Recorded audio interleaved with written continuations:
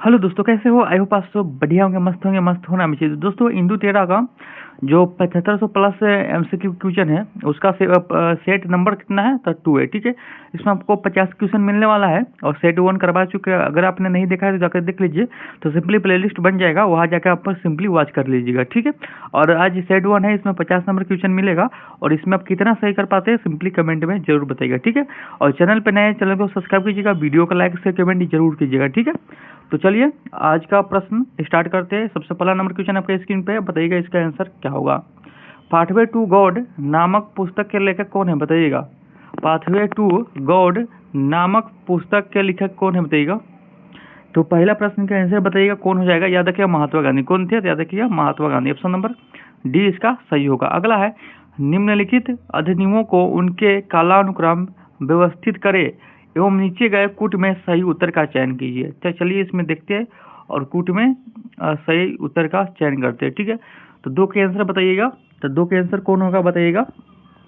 तो याद रखिएगा, लेक्स लोकी अधिनियम, बंगाल टेंसी अधिनियम, और उसके बाद हो जाएगा आयु की सहमत अधिनियम यानी 1, 2, 3, और ये भारतीय विश्वविद्यालय का अधिनियम यानी ये हो जाएगा 4, यानी 1, 2, 3, 4 हो जाएगा क्रम। याद रखिएगा, ये ऑप्शन नंबर डी इसका सही होगा। याद रखिएगा कूट में। ठीक है, अगला क्वेश्चन पे चलते हैं। अगला है, ईश्वर चंद्र विद्यासागर ने लड़कियों के लिए किस स्थान पर स्कूल की स्थापना की थी? बताइएगा। ईश्वर चंद्र विद्यासागर ने लड़कियों के लिए किस स्थान पर स्कूल की स्थापना की थी? बताइएगा। 3rd नंबर क्वेश्चन का आंसर कौन होगा? याद रखिए कलकत्ता में किया था। किसमें? सॉरी, कहा तो याद रखिए कलकत्ता में। ऑप्शन नंबर इसका ए सही हो जाएगा। याद रखिएगा। ठीक है, अगला है, वेस्टर्न ट्री की घटना कब घटित हुआ? बताइएगा। 4 का आंसर वेस्टर्न ट्री है कि घटना कब घटित हुआ? बताइएगा 4 का आंसर। तो 4 के याद रखिए 1773 में। ऑप्शन नंबर बी इसका सही होगा। कौन सा? 1773 इसका आंसर राइट होगा। ठीक है, याद रखिए। अगला क्वेश्चन, नाई धोबीबंद सामाजिक बाइकाट का एक स्वरूप था जो वर्ष 1919 में क्या हुआ? बताइएगा इसका आंसर क्या होगा। 5 का, नाई धोबीबंद सामाजिक बाइकाट का एक स्वरूप था जो वर्ष 1919 में क्या हुआ? बताइएगा। तो किसानों द्वारा प्रतापगढ़ जिले में चलाया गया था। ये जो था ना, ये मतलब कि ये सामाजिक बाइकआउट का एक स्वरूप था जो किसान द्वारा प्रतापगढ़ जिले में चलाया गया था। ऑप्शन नंबर ए इसका सही होगा। ठीक है, अगला क्वेश्चन में चलते हैं। अगला क्वेश्चन है कि संगम युग में उरेयूर किस लिए प्रसिद्ध यानी विख्यात है? बताइएगा। संगम युग में उरेयूर किस लिए प्रसिद्ध था? बताइएगा। 6 के आंसर कौन हो जाएगा? तो 6 को याद रखिएगा, कपास के व्यापार के महत्वपूर्ण केंद्र था। ये जो था ये आपको कपास के व्यापार के लिए महत्वपूर्ण केंद्र था। ऑप्शन नंबर बी इसका सही हो जाएगा। ठीक है, चलिए अगला दिया हुआ है कि सूची 1 सूची 2 को सुमेलित कीजिए तथा नीचे दिए गए कूट का उपयोग करके सही उत्तर का चयन कीजिए। तो चलिए बताइएगा इसका आंसर क्या होगा, यानी 7 नंबर क्वेश्चन का आंसर बताइएगा इसमें कौन हो जाएगा। तो 7 नंबर क्वेश्चन का आंसर बताइएगा। तो याद रखिएगा फतू उल सातिल, तो कौन हो जाएगा? याद रखिएगा ये हो जाएगा अब्दुल मलिक इस्लामी हो जाएगा। ठीक है, फतूहात ए फिरोज शाही, ये कौन हो जाएगा? बताइएगा। तो बताइएगा इसका आंसर कौन हो जाएगा? 7 का। तो 7 का चलिए कूट में देखते हो, उसका तो आंसर का डिस्कशन करते हैं। ठीक है, तो 7 का ऑप्शन नंबर सी इसका सही होगा। ठीक है, याद रखिएगा सी। तो यानी होगा ये 2 नंबर हो जाएगा। उसके बाद फतूहात ए फिरोज शाही का कौन होगा? फिरोज शाह तुगलक हो जाएगा। ठीक है, ऊपर। चलिए इसका हम कलर चेंज कर देते हैं। ठीक है, ये हो जाएगा। उसके बाद तारीख ए फिरोज शाही का कौन हो जाएगा? 4 नंबर हो जाएगा। तो चलिए इसका हम 4 नंबर करते हैं, ये वाला जियाउद्दीन वरनी। ठीक है, और उसके बाद हो जाएगा कौन सा? याद रखिएगा खिजैन उल फतू हो जाएगा अमीर खुसरो। ठीक है, याद रखिएगा, यानी कूट में ऑप्शन नंबर सी इसका सही होगा। याद रखिएगा। ठीक है, अगला क्वेश्चन को चलते हैं। अगला क्वेश्चन यानी 8 नंबर क्वेश्चन को चलते हैं। तो सिंपली सारे क्वेश्चन आपके लिए महत्वपूर्ण है, यहाँ से आपको क्वेश्चन बनेंगे। ठीक है, मतलब टोटल एग्जाम में हर मतलब जितना भी एग्जाम होता है ना, वहाँ से मतलब यहाँ से क्वेश्चन वहाँ में मतलब कि सीधे देखने को आपको मिलेगा। ठीक है, अगला है 8 नंबर, सिंधु सभ्यता के प्राप्त मोहरों में कौन सा वृक्ष की आकृति मिलता है? बताइएगा। सिंधु सभ्यता से प्राप्त मोहरों में कौन से वृक्ष की आकृति मिलता है? बताइएगा। इनमें से कौन सा वो वृक्ष है जो सिंधु सभ्यता के प्राप्त मोहरों पर अंकित था? बताइएगा। 8 का आंसर कौन होगा? तो 8 के आंसर की बात करें हो जाएगा पीपल के पेड़। ठीक है, कौन था? पीपल। ठीक है, याद रखिए ऑप्शन नंबर 20 का सही होगा 8 के। ठीक है, याद रखिए। अगला है प्रसिद्ध मराठी उपन्यास मृत्युंजय के लेखक कौन है बताइएगा। मृत्युंजय के लेखक कौन है बताइएगा। नो का आंसर बताइएगा। नो को हो जाएगा option number C Shivaji Samod. ठीक है, सामोद याद रखिएगा। ऑप्शन नंबर सी इसका सही होगा। अगला क्वेश्चन को चलते हैं। निम्नलिखित में से किस घटना ने ब्रिटिश ईस्ट इंडिया कंपनी को बंगाल सूबे का वास्तविक मालिक बनाया बताइएगा। 10 का आंसर कौन हो जाएगा। 10 का ऑप्शन नंबर बी बक्सर की लड़ाई में। ठीक है, याद रखिए बक्सर की लड़ाई ऑप्शन नंबर बी इसका सही होगा। अगला है जागीर ने किस नादिर उल असर के किताब से नवाजा था बताइएगा। 11 का आंसर कौन होगा। 11 का हो जाएगा उस्ताद मशहूर हो जाएगा। ठीक है, ऑप्शन नंबर बी इसका सही होगा। ठीक है, अगला क्वेश्चन को चलते हैं। गजनी का सुल्तान महमूद किस चोल राजा के समकालीन था बताइएगा।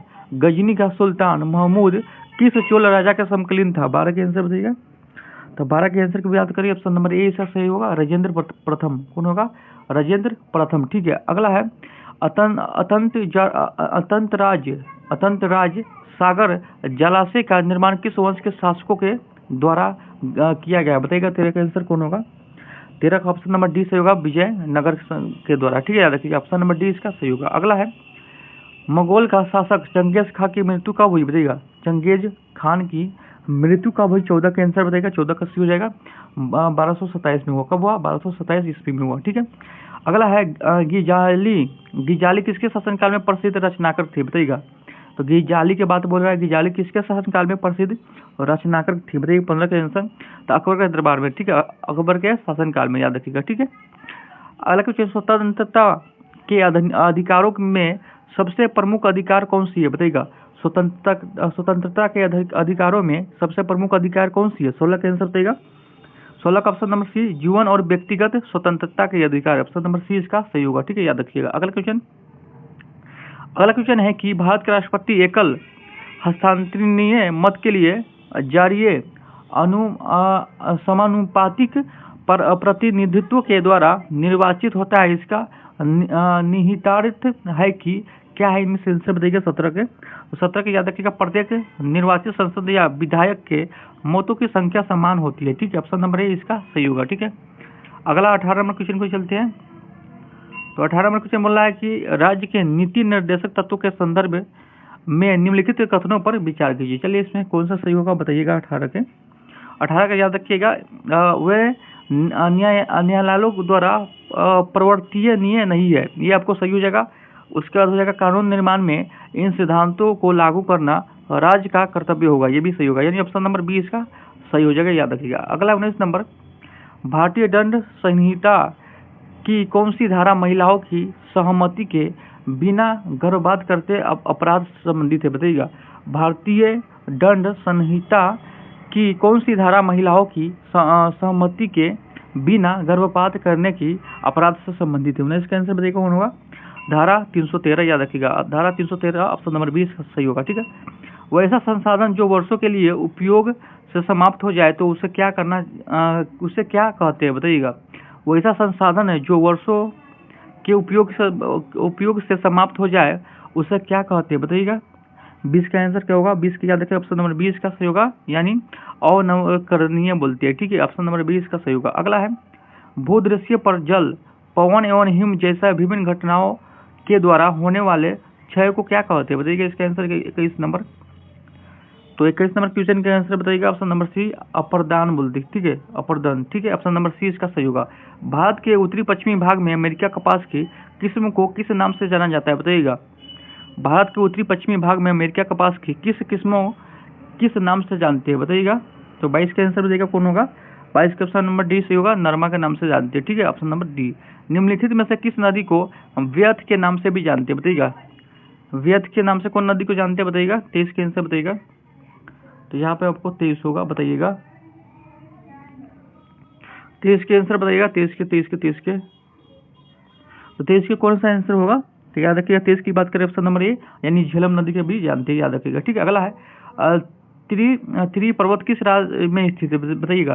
त्रि पर्वत किस राज्य में स्थित है। 24 के आंसर बताइएगा। 24 नंबर प्रश्न का तो बताइएगा 24 का आंसर कौन हो जाएगा। 24 के ए, यानी नागालैंड में कहा है तो नागालैंड में याद रखिएगा। ठीक है, अगला है चलिए 25 नंबर बताइएगा। कोयले का जलना किस अभिक्रिया का उदाहरण है बताइएगा। कोयला का जलना किस अभिक्रिया का उदाहरण है। 25 का याद रखिएगा संयोजन अभिक्रिया का ये आपको उदाहरण है। ऑप्शन नंबर सी सही होगा। 26 नंबर क्वेश्चन बोल रहा है कि फ्लाई एस प्रदूषण होता है, बताइएगा। तो 26 नंबर क्वेश्चन का आंसर बताइएगा, याद रखिएगा, ताप विद्युत संयंत्र के द्वारा, ठीक है। ऑप्शन नंबर 20 इसका सही होगा, ठीक है। अगला है, तुलसी के पौधे का औषधीय महत्व किसके उपस्थिति के कारण होता है, बताइएगा। बताइए 27 के आंसर कौन होगा। 27 की याद रखिए, ऑप्शन नंबर डी, यानी फिनोल एवं फ्लोवोनाइड्स के कारण, याद रखिए, ऑप्शन नंबर डी इसका सही होगा, फिनोल एवं फ्लोवोनाइड्स के कारण, ठीक है, याद रखिएगा। अगला 28 नंबर क्वेश्चन, 28 नंबर क्वेश्चन ऊपर है। चलिए 28 नंबर क्वेश्चन को चलते हैं। चलिए 28 नंबर क्वेश्चन है कि इसमें मिलान करना है, ठीक है। 28 नंबर क्वेश्चन के लिए मिलान करते हैं और कूट में सही उत्तर का चयन करते हैं। 28 नंबर क्वेश्चन का बताइएगा आंसर क्या होगा। तो याद रखिएगा, सोडियम वाइजोइट कौन होगा, याद रखिएगा, फॉलो के रस का परीक्षण करना, ठीक है। उसके बाद हो जाएगा कैल्शियम हाइड्रोक्साइड कौन होगा, याद रखिएगा, ब्लीचिंग पाउडर। उसके बाद नाइट्रिक अम्ल हो जाएगा कौन सा, याद रखिएगा, रासायनिक उद्योग में।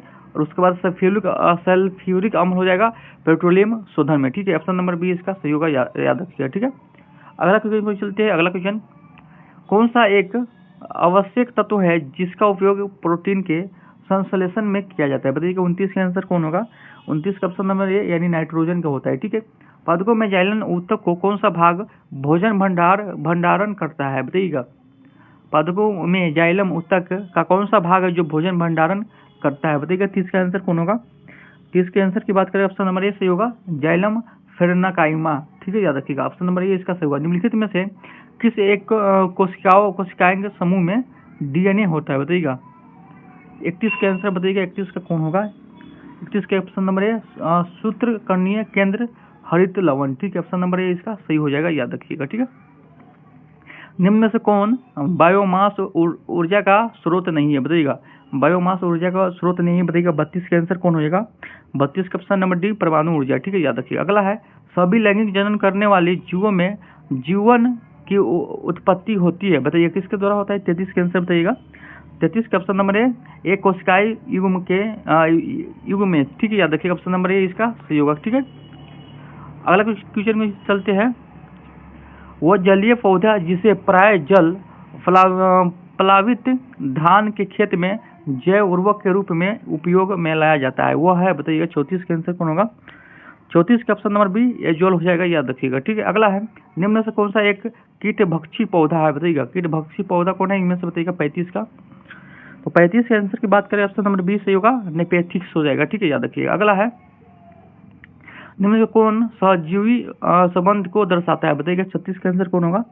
तो 36 का ऑप्शन नंबर ए सही होगा, कोई हो जाएगा, ठीक है, याद रखिएगा। अगला क्वेश्चन की चलते हैं, 37 नंबर। तो 37 नंबर क्वेश्चन का आंसर बताइएगा। निम्नलिखित में से कौन सी विधि राष्ट्रीय आय आकलन की विधि में से एक नहीं है, इनमें से कौन सा है जो आकलन के विधि में से एक नहीं है। 37 का आंसर बताइएगा। 37 का हो जाएगा ऑप्शन नंबर ए, यानी वितरण विधि, ठीक है, याद रखिएगा। अगला क्वेश्चन है, अपने निवेश के बदले में एक शेयर धारक प्राप्त करता है, तो इनमें से कौन हो जाएगा आंसर, बताइएगा। 38 के, तो 38 के आंसर की बात करें, ऑप्शन नंबर बी सही होगा, लाभांश एवं बोनस शेयर, ठीक है, याद रखिए। अगला है, आधुनिकीकरण में शामिल है, इनमें से कौन सा है जो आधुनिकीकरण में शामिल है। 39 का आंसर बताइएगा।